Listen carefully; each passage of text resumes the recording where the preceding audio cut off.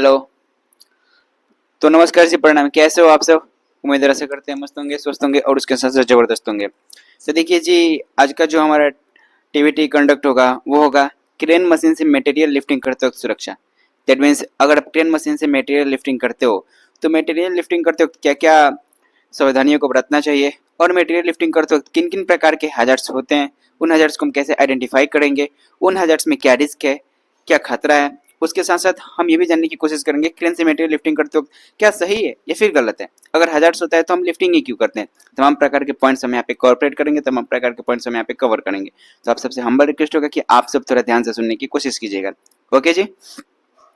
तो सबसे पहले अगर बात किया जाए टीवीटी, तो टीवीटी दिया कैसे जाता है, कंडक्ट कैसे किया जाता है, तो हम सबको पता है। फॉर्मेट तो पता है, तो फॉर्मेट को ना फॉलो कर तो ठीक है, मतलब वही हमें फॉर्मेट पता है कि हम पहले आएंगे तो थोड़ा बहुत प्रार्थना देखेंगे, उसके साथ साथ अपने सबसे पहले अपने इंट्रोडक्शन देंगे, इंट्रोडक्शन के साथ हम प्रार्थना करेंगे, प्रार्थना के साथ हम अपना जो भी वर्क होगा उसका वर्क के बारे में बताएंगे, और वही वर्क क्या होता है, डीबीटी होता है। समझ रहे हो आप? तो फॉर्मेट को हम साइड में करते हैं, आइए हम शुरू करते हैं। देखिए, अगर क्रेन से मटेरियल लिफ्टिंग करते वक्त सुरक्षा की बात किया जाए तो सबसे पहले आपको ये समझना होगा क्रेन क्या होता है। क्रेन क्या है? तो हम सबको पता है crane is a tall machine that uses to lifting hard materials, lifting very high quality materials, very weighted materials, lifting one place to another also uses it। मतलब क्रेन की अगर बात किया जाए तो क्रेन एक लंबा मशीन है। क्या होता है? एक लंबा मशीन होता है जो क्या करता है, जो मटेरियल्स को उठाता है। कैसे मटेरियल्स को उठाता है? भारी भरकम मटेरियल्स को उठाता है, भारी भरकम वजन वाले वस्तुओं को उठाता है और कभी कभी एक जगह से दूसरी जगह भी ले जाने की कोशिश करते हैं। इसे हम क्रेन मशीन कहते हैं। समझ में आ गया? आपको क्रेन के बारे में समझ में आ गया? अगर आपसे कोई ये पूछे आप क्रेन के बारे में बताने जा रहे हो तो सबसे पहले आपके पास नॉलेज होना चाहिए ना कि क्रेन क्या है। तो क्रेन क्या है? क्रेन एक लंबा मशीन है, टॉल मशीन है, जो क्या करता है, जो मटेरियल्स को लिफ्टिंग करता है, उठाता है, एक जगह से दूसरी जगह लेकर जाता है। ये भी इसका काम आता है। ठीक है, अब मेरे बात को ध्यान से सुनिएगा। अगर आप क्रेन से मटेरियल लिफ्टिंग करने जा रहे हो तो वहां पे आपको क्या क्या देखना होगा। क्रेन से मटेरियल लिफ्टिंग करने जा रहे हो तो आपको वहां पे किन किन बातों का सावधानी बरतना होगा। ध्यान से सुनिएगा। क्रेन से मटेरियल लिफ्टिंग करते वक्त कभी कभी वार्सलिंग होने के कारण, यानी वार्सलिंग का फेल होने के कारण या फिर डिसाइकल होने के कारण, मेरे बात को ध्यान से सुनिए आप सब, इस बात को मैं फिर से रिपीट कर रहा हूँ। क्रेन से मटेरियल लिफ्टिंग करते वक्त कभी कभी वार्सलिंग होने के कारण या फिर भार के डिसेकल होने के कारण ये फेल जब हो जाता है ना, तो क्रेन से जो मटेरियल लिफ्टिंग किया जा रहा है वो गिर जाता है। कैसे? अब ध्यान से थोड़ा हैंड मूवमेंट को देखिएगा। मान के चलिए हमारी ये क्रेन मशीन है, यहाँ पे जो भी इसका इस सेक्शन है, यहाँ पे जो भी हुकिंग है वो यहाँ पे लटका हुआ है, और यहाँ से ये जो नीचे है ना, नीचे नीचे मटेरियल्स है सभी। तो जब हम नीचे मटेरियल्स को उठाते हैं, ऐसे लिफ्टिंग करते हैं, तो कभी कभी ये वार्सलिंग हो जाता है या फिर क्या हो जाता है, ये डिसाइकल हो जाता है। और जब वार्सलिंग होगा, डिसाइकल होगा, तो जो मटेरियल्स को उठाया जा रहा है, तो आपको पता है मटेरियल्स को उठाया जाता है तो वहाँ पे क्रेन ऑपरेटर क्रेन को ऑपरेट करता है और नीचे से इंस्पेक्शन दिया जा रहा है। तो जब मटेरियल्स उठ जाएगा तो कभी कभी लोग ये करते हैं ना, इंस्पेक्शन देते देते सामने आ जाते हैं। ऐसे सामने आ गया और मान के चलिए ऊपर गया, डिसाइकल हो गया या फिर वार्सलिंग हो गया, वो मटेरियल जहाँ से नीचे गिरेगा और नीचे आएगा तो देह पे गिरेगा। तो आपको पता है जब उतना 200 क्विंटल, 300 क्विंटल, 400 क्विंटल, 500 क्विंटल उतना वजन अगर किसी की बॉडी पे गिरेगा तो वहां पे क्या होगा। एक छोटे से बच्चों को भी अगर आप बताओगे तो अच्छे से समझ जाएगा कि वहां पे उसका कुछ चमर बन जाएगा, जूस बन जाएगा। समझ रहे हो ना आप? तो ऐसे भी खतरा होता है। उसके साथ साथ आप क्रेन से मटेरियल लिफ्टिंग कर रहे हो, आप क्रेन से मटेरियल को उठा रहे हो, और पता है कभी कभी क्या हो जाता है, बूम बैंडिंग हो जाता है। और जब बूम बैंडिंग होता है ना, तो क्रेन भी पलट जाती है और मटेरियल भी गिर जाता है। उसके साथ साथ कभी कभी हम ये करते हैं, जैसे कि यहाँ पे मटेरियल्स को लिफ्टिंग कराना है।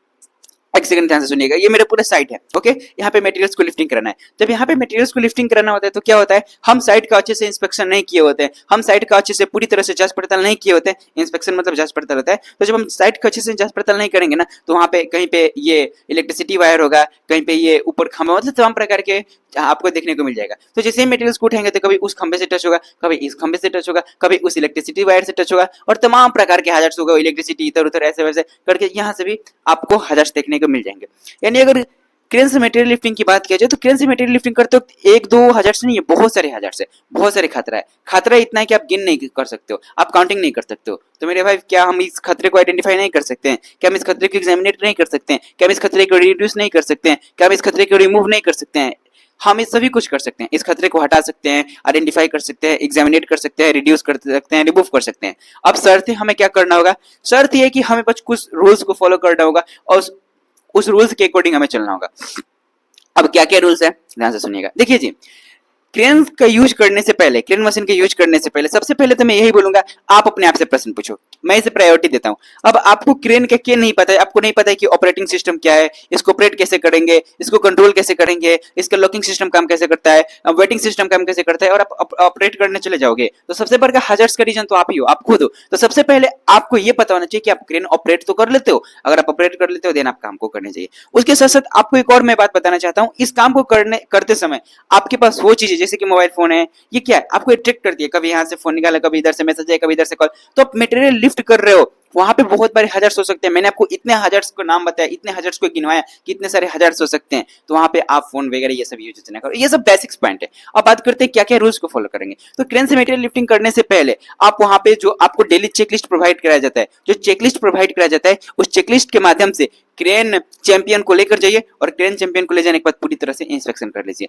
एज अ क्रेन ऑपरेटर आपका एक रिस्पॉन्सिबिलिटी बनता है कि आप क्रेन के बारे में सब कुछ पता करें, आप पूरी तरह से चेकलिस्ट के को लेकर उस क्रेन का इंस्पेक्शन करें। ठीक है, कभी भी उस क्रेन के ऊपर आप टैगिंग कर दीजिए, ये कलर कोड होता है। उसके साथ साथ आप वहां पे वेट लिफ्टेड कर दीजिए कि हाँ ये कितने कैपेसिटी को कैप्चर कर सकता है। उसके साथ साथ जो मटेरियल है ना उस पर भी वेट लिखना बहुत जरूरी है। क्यों? क्योंकि हमें पता चले ना कि वो कितना वेटेड का है। वो तो होता है बट कहीं कहीं नहीं शो ऑफ किया जाता है, तो वो बहुत जरूरी है। ठीक है, उस पर भी वेट दिखा दीजिए। उसके साथ साथ जो आपका डिसएंगलन है, वो डिसएंगलन का जो चैन सॉरी डिसएंगलन का जो लक होता है ना, उस लक को चैन ऐसे करके एक लक सिस्टम होता है, उसको अच्छे से इंस्पेक्शन करते रहिए, चेक कर लीजिए। उसके साथ साथ क्रेन को ना मंथली इंस्पेक्शन होना चाहिए, और ये मंथली इंस्पेक्शन कौन करेगा? थर्ड पार्टी करेगा। उसके साथ साथ इसके ईयरली इंस्पेक्शन होता ही होता है, ये कौन करता है? थर्ड पार्टी करता है। उसके साथ साथ क्रेन में और आप क्या देख सकते हो, आपके पास उस काम को करने के लिए परमिट होना चाहिए, आपके पास अच्छे से इंस्पेक्शन होना चाहिए, आपके पास एक अच्छा क्रेन ऑपरेटर होना चाहिए, आपके पास तरह तरह के जितने भी वहां पे इंक्वायरी है वो इंक्वायरी फुल्ली डम होनी चाहिए। उसके बाद आप रिस्क असेसमेंट करवा लो। उसके साथ साथ वहां पे आप एक वेट लिफ्टिंग करवा लो।